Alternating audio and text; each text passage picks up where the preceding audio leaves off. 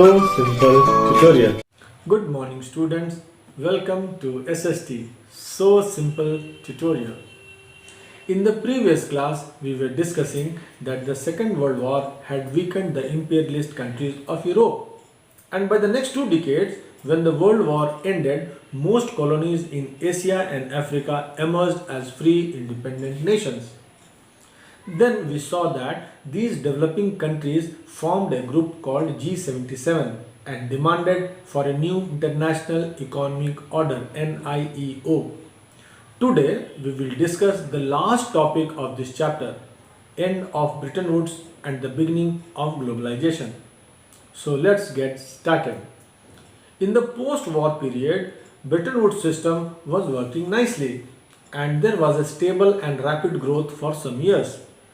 Then what happened that this system collapsed? Let us revisit Bretton Woods system once again. This system was based on fixed exchange rate system. How did this system work?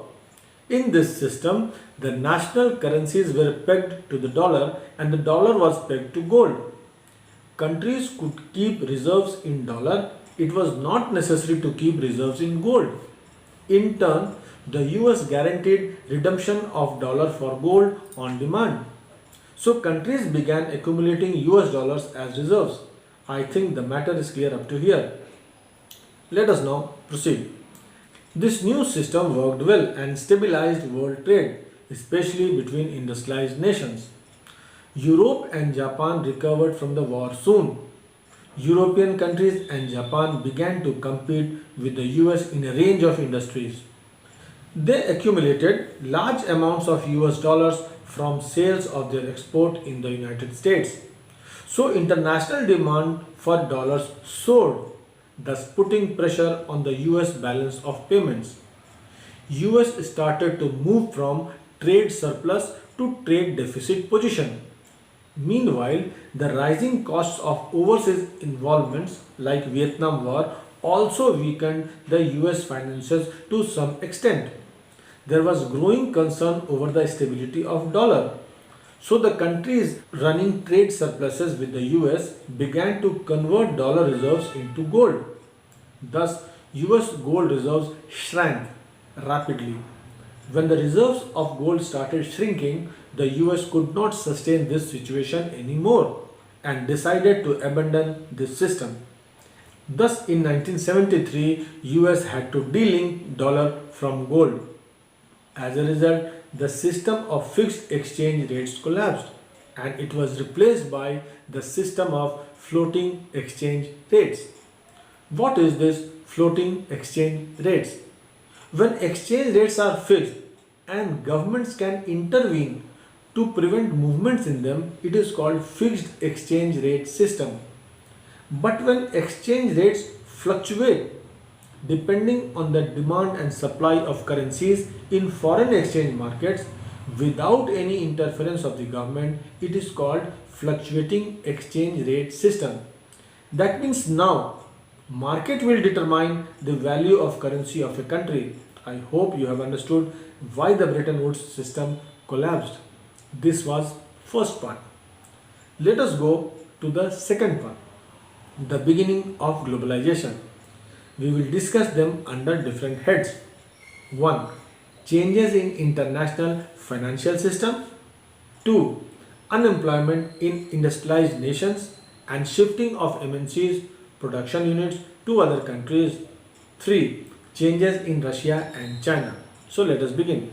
Changes in international financial system. From the mid 1970s, the international financial system also changed many ways.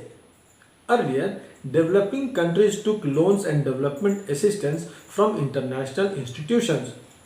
But that debt arose, especially Africa and Latin America, where they started borrowing heavily from private banks to finance their needs.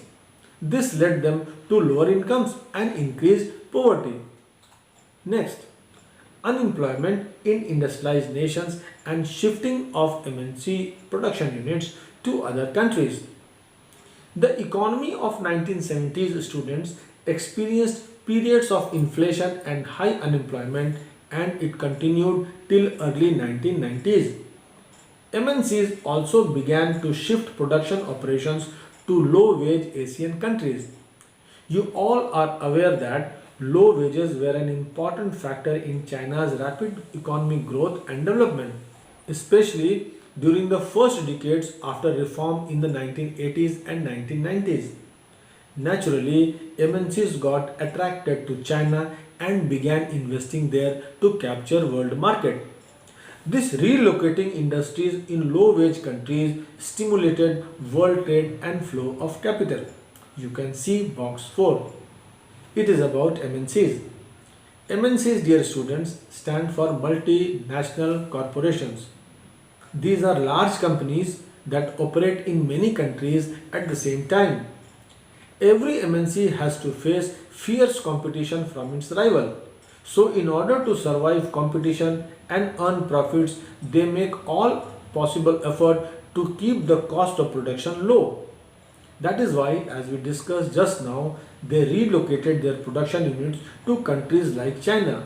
In India, besides low cost of production, MNCs also get skilled engineers and English speaking youth. Okay, we will talk more about globalization and the MNCs in the globalization chapter of your economics book. Let us now see the third one, changes in Russia and China. After the revolution of 1949, communist government was established in China. Russia was the first country to recognize the new government, but US refused to recognize this government and suspended its ties with China for decades. Thereafter, China was cut off from the world economy for some time. China kept its economy closed from other countries, so there was limited trade for about 2 decades. But from 70s, China began to abandon its closed door policy and open its market to the outside world.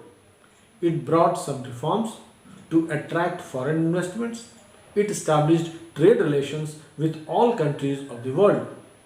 Another important event that took place in international politics was the disintegration of USSR in 1991. That USSR, students, that was formed by Lenin in 1922 after the Bolshevik Revolution. USSR disintegrated into 15 independent states. Then most of these countries embraced market-oriented economy and became a part of world economy. Thus you will see more and more countries including India, China, Brazil undergoing economic transformation and coming into the fold of world economy. Let me stop here, students. Time for probable questions now. 1. Account the factors that led to the end of Bretton Woods system and the beginning of globalization. 2. Explain the effects of the decision of the MNCs to relocate production in Asian countries. This brings us to the end of the chapter, The Making of a Global World. Hope you enjoyed learning this lesson. In the next class, we will meet with a new lesson, probably print culture and the modern world. Till then, keep reading and have a good time. Thank you.